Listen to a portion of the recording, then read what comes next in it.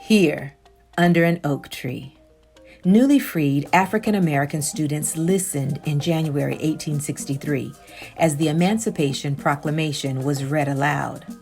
Union General Benjamin Butler's contraband of war decision at Fort Monroe in 1861 anticipated that day, enabling hundreds of enslaved African Americans to reach freedom in the Union lines. The rising number of contrabands camped here prompted the establishment of schools. Antebellum slave codes had forbidden the education of slaves, and the freedmen exhibited a great thirst of knowledge. Hello, we're at the great Emancipation Oak Tree on the campus of the beautiful Hampton University, the standard of excellence.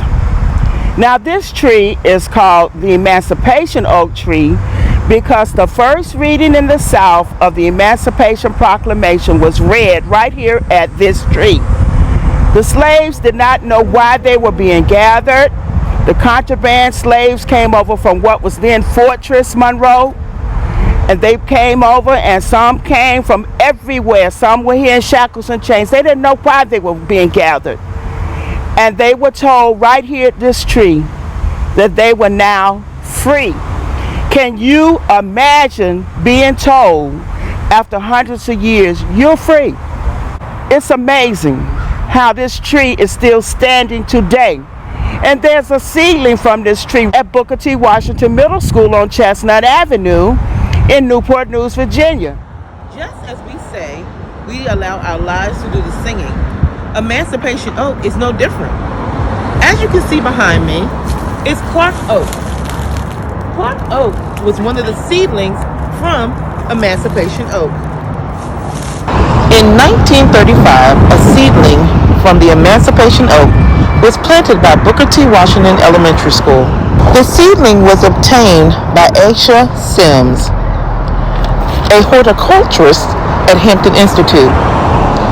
A groundbreaking ceremony was sponsored by the Ever Blooming Gardening Club, a group of black women dedicated to garden preservation in the city.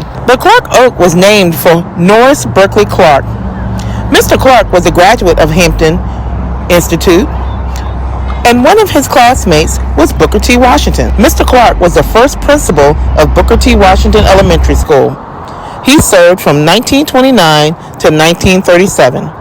He also served on the school board in Newport News from 1896 to 1900, being the first African American to serve in that capacity. It's amazing how it looks just like this mother tree.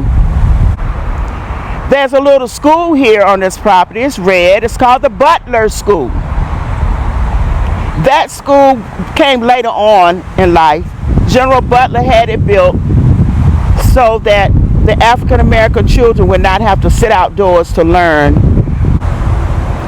Mary Peake, who's very much connected to Hampton University, came over here and she taught slaves, the contraband slaves and others.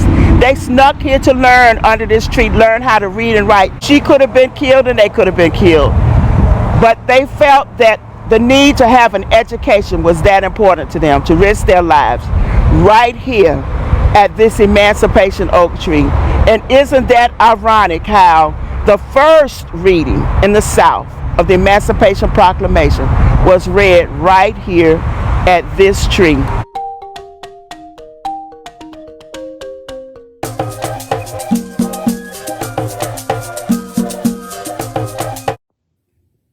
Good afternoon. My name is Chamonix Small.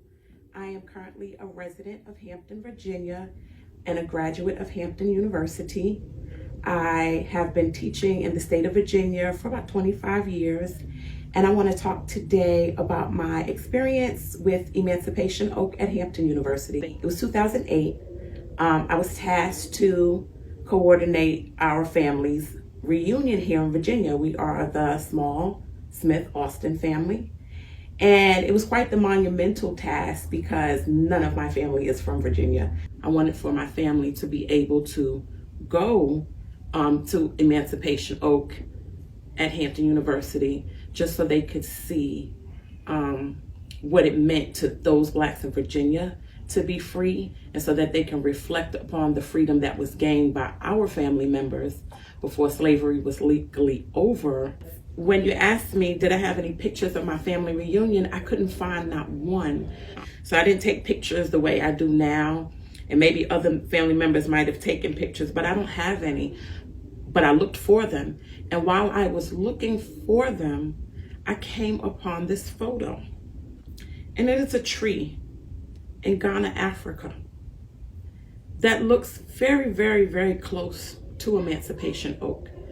I went to Ghana in 2005 with my dad, Professor James Small, who does educational tours there. And in the picture, you see the entire tour group at this tree. And I remember us talking and on over the majesty of it, but also the meaning of the tree. And so I just still wanted to show you this picture, even though it wasn't Emancipation Oak. I don't have a picture of my family there, but I thought it was ironic that I found this one.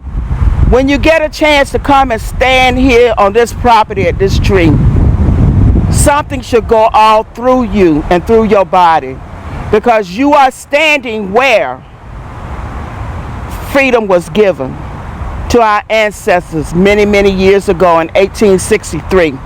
We are the standard of excellence.